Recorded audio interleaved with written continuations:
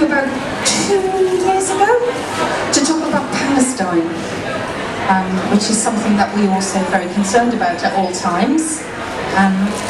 And we talked about Palestine for a while, and he was just like, but I need to talk to you about something else. Have you noticed this trade deal that's going through? So he's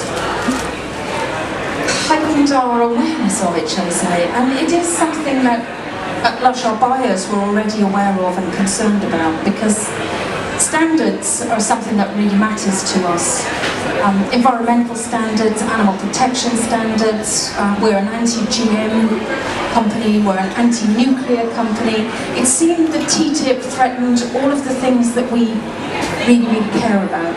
Things that we think aren't strong enough and should be stronger. TTIP is in great danger of making worse or totally unprotected. So I think there is no one on the planet who shouldn't be worried about this, because if Europe and America lose standards, everyone else can follow suit. And the trouble with bad legislation is it gets copied around the world. If governments see that two of the biggest and strongest areas of the world's trade can get away with it, then they'll think they can as well. And we'll have nothing left. Everything that, as a society, we fought for. And those things that we think are important and we push our very lazy governments to finally legislate about. And then we get something like TTIP comes in and sweeps all that stuff away that we've worked so hard to get protected. We also are working on this campaign with Vivienne Westwood and her team, who also came to us after John and said that they were also very concerned. Obviously, Vivienne Westwood campaigns a lot about climate change and the degradation of this planet, and she sees TTIP as the major threat to that at the moment. So she also came to us and said, if you notice this piece of legislation, do you want to do anything with us? So that's why we're very lucky to have a Vivienne Westwood design on the product which we're selling, and all the money is going to the groups that are fighting it across Europe. So you're going to hear from some of those groups today that have been doing the work that all of us should have been doing, which is keeping an eye on our governments and watching the very sneaky things that they do in the background when we take our eyes off them. We're very lucky to have the John Hilarys and the Nicks and the Vivienne Westwoods and the Rob Harrison and the people in these organisations who are our eyes, the eyes of the people watching what our governments are doing when we're not looking in their direction. So I'll hand you over to the first of those people now, which is John Hilary. Thank you so much. What an absolute joy to be here and to see everybody all arranged around all these fantastic products, and after all of those months of planning and preparation, it's here. We've got the launch event and I'm really happy to be here. As Hilary says, this is an evening about TTIP, the Transatlantic Trade and Investment Partnership. And the first thing perhaps is to ask, who here has actually ever heard of TTIP before? If you've heard of it before, put your hand up. Okay, most people have heard of it before. If you know a lot about it, put your hand up. Not so many. Because that's part of the problem.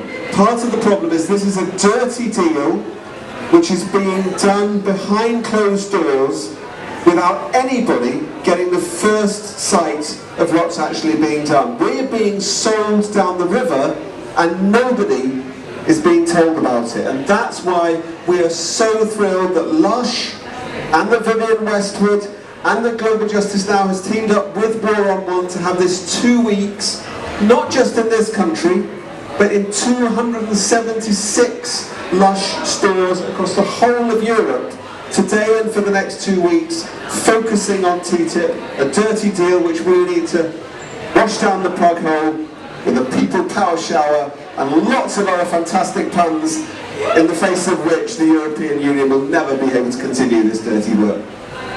So what we thought we'd do is we'd start off, because not everybody had their hand up saying that they knew about it, very few people had their hand up saying they knew a lot about it. We'd start off by saying what TTIP is, where it came from, and what the current movement is which is fighting against it. I'm going to split up with Nick. We're going to do a little bit of a tag team act with a few minutes each, just to say, right, what's in it and what we can do about it. So, to start with, TTIP 101. transatlantic trade and investment partnership, a deal which is being negotiated as we speak, so it's live, between the European Union on the one hand and the US government on the other hand. And you might think to yourself, oh, that's all right, if it's between the European Union and the US government, we're not involved. No, the European Union is representing everybody in this room, and it's an unelected, unaccountable body of the European Union which is doing the negotiations for us. They started in 2013, they immediately slapped a 30-year ban on public access to any of the key documents involved. So, you know, wait till 2045 and then be worried about it is their idea. And they're trying to rush through the negotiations to a finish before anybody heard about it.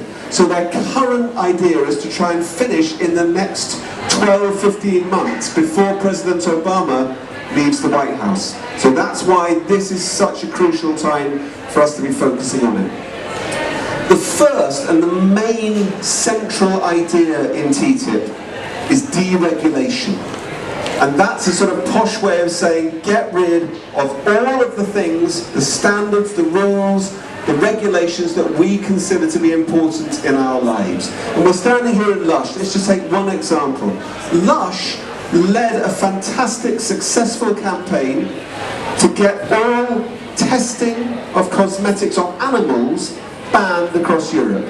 So everything you see, not just in Lush's shops, but everything you see down the high streets, in Boots and Superdrug, or whatever it's called, all of the places, you cannot have cosmetics in Europe that have been tested on animals, and you cannot have any products within them, any of the ingredients that have been tested on animals. And that's a fantastic success. In the States, that doesn't exist. You can test what you like on animals, and indeed, all of the prohibitions that we have in Europe on what you can put in the cosmetics in the first place don't exist. In Europe, there's a list of 1,377 substances that you can't have in cosmetics because they'd be damaging to human health. In the USA, that same list is just 11 long. And you can still use lead in lipstick in the USA. It's perfectly legal. The government in the USA says, don't worry, it's in such small quantities that if you apply it correctly, it probably won't harm your health. Well, that doesn't really seem like a public health warning to us in Europe. So what we're saying in TTIP is all of those standards on public health, on food, you know, we don't want genetically modified food in Europe. In the USA, 70% of all processed food on sale in the supermarkets contains GM ingredients. And they're saying under TTIP, you can't have those bans.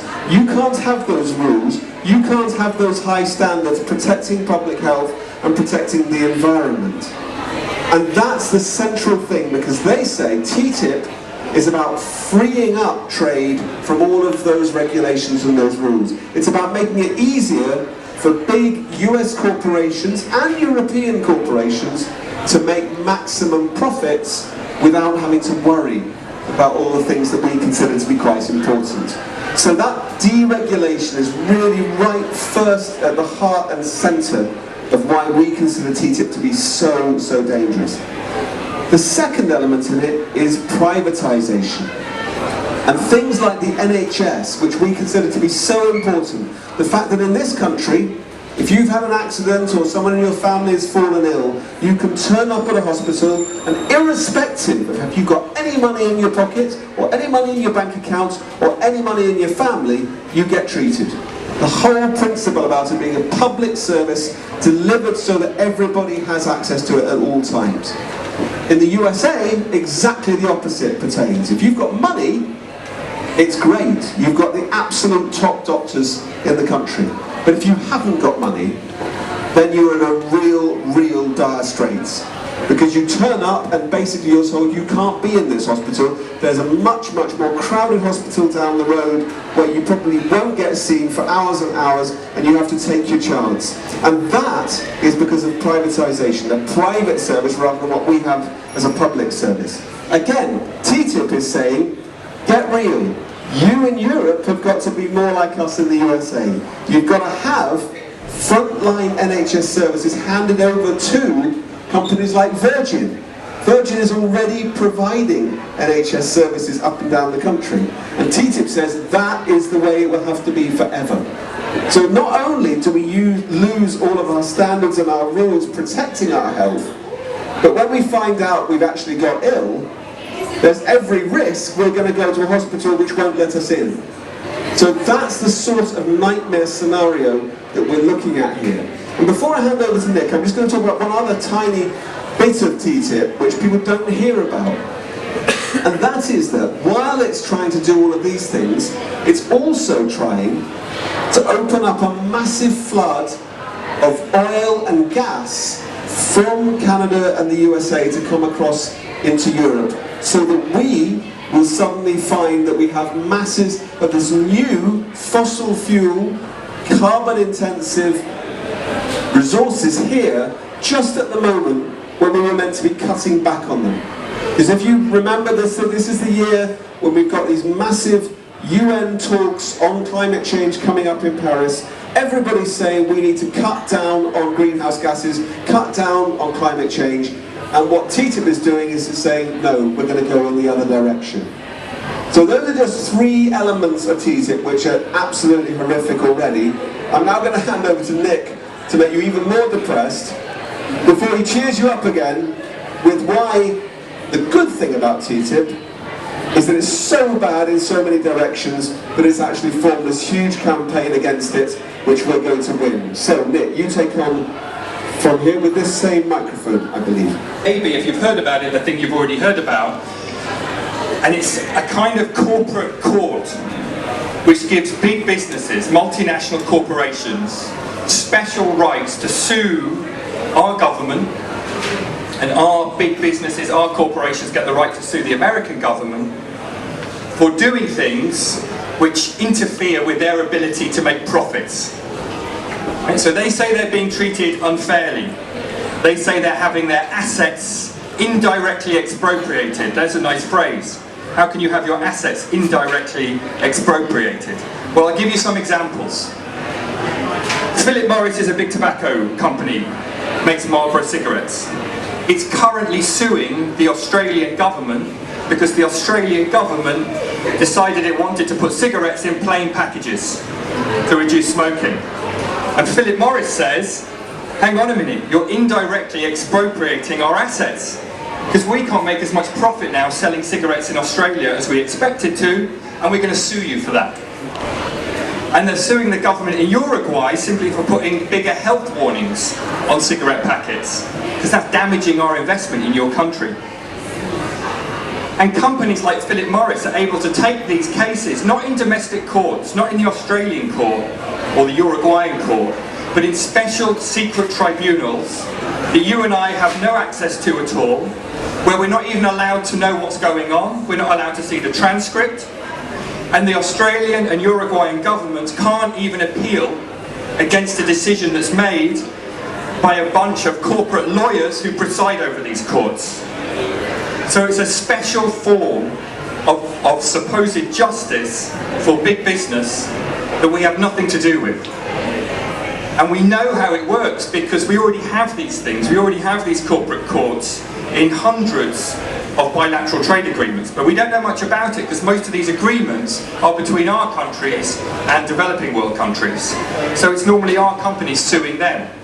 So that's bad, and it's bad that we don't know about it. But under TTIP, thousands and thousands more countries will have access to these courts, and you can bet your bottom dollar that American corporations will be suing our government for doing things like putting cigarettes in plain packaging, or trying to renationalise the NHS to get rid of these stupid markets whereby Virgin is controlling sexual healthcare clinics or whatever it is, or trying to renationalise the railways, or trying to bring in decent environmental protection so we stop burning the planet and killing ourselves with toxins.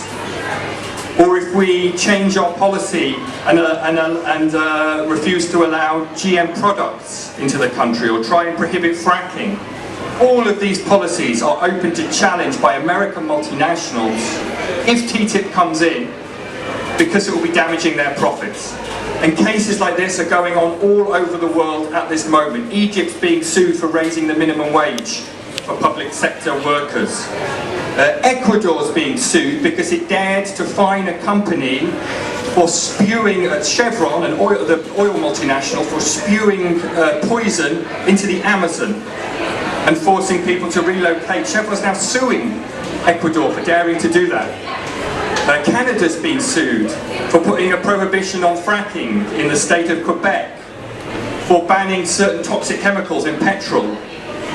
Poland's been sued for trying to renationalise part of its health service, and on and on and on and on. So we're looking at a world here that we don't control, where our democracy is suspended and big business calls the shots, and big business and its supposed right to profit means more than our human rights do.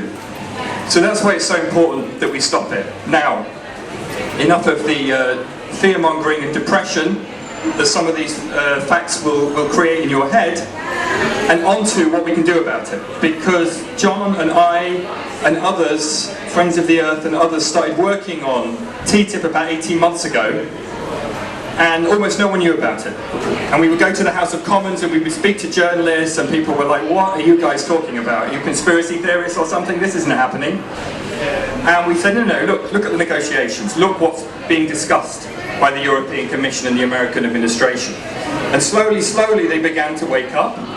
But more importantly, campaigners all around this country began to wake up. And in campaigning on TTIP, they saw something really important, something that gelled together their activism on the NHS, on GM foods, on fracking, on climate change, whatever it is that you're interested in, there is something in TTIP for you not to like.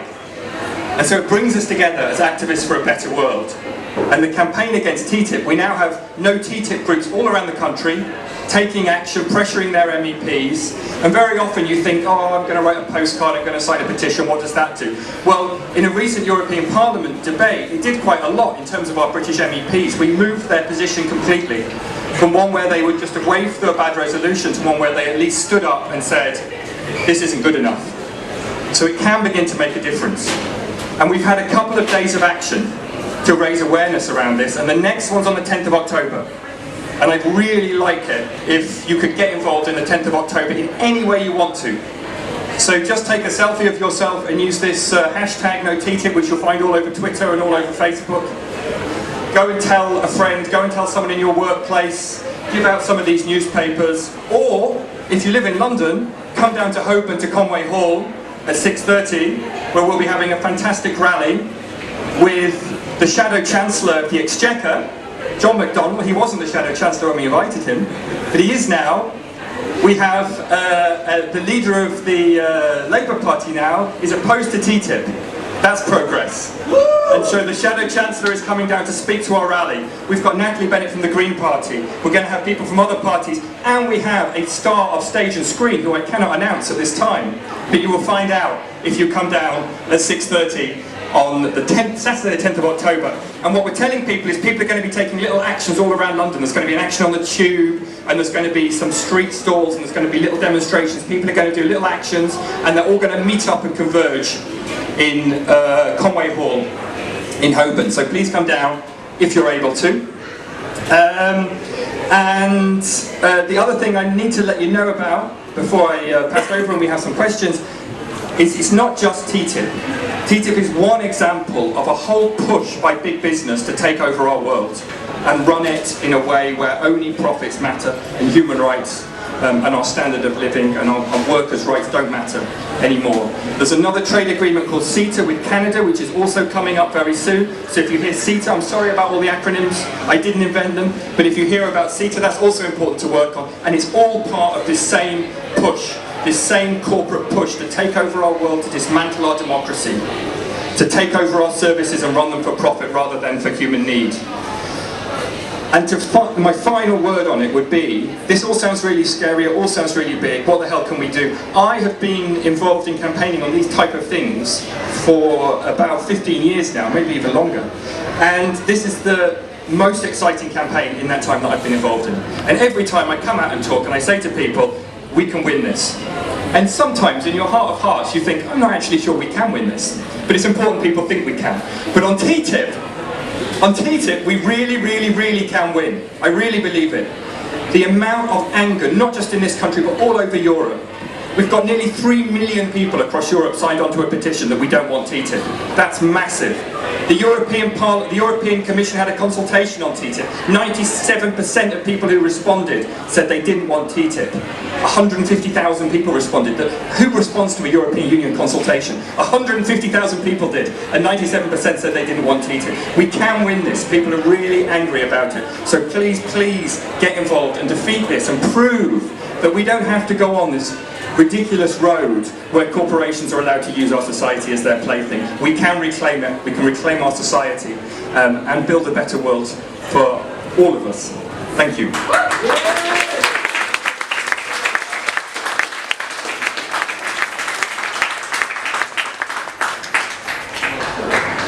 Hi everybody. Before I introduce our next speaker, just thought I'd let you know what's going on just to the side, right here. Hidden behind the crowd, just over there, is Ed. He's actually commissioned this piece of art for us, just for the TTIP campaign. Ed is a very active anti-TTIP campaigner. Basically what you're seeing here is the secrecy, covering of our eyes, covering of our ears, shutting of our mouths over this whole thing, trying to deceive us. So if you want to have a word with Ed, have a talk about the piece of work, it's absolutely beautiful. It's going to be up for the next week. Take pictures of it, show it to everybody you can, really get the message out there, use the hashtag like Nick said. I'm actually going to hand you over now to Rob Harrison from the Ethical Consumer.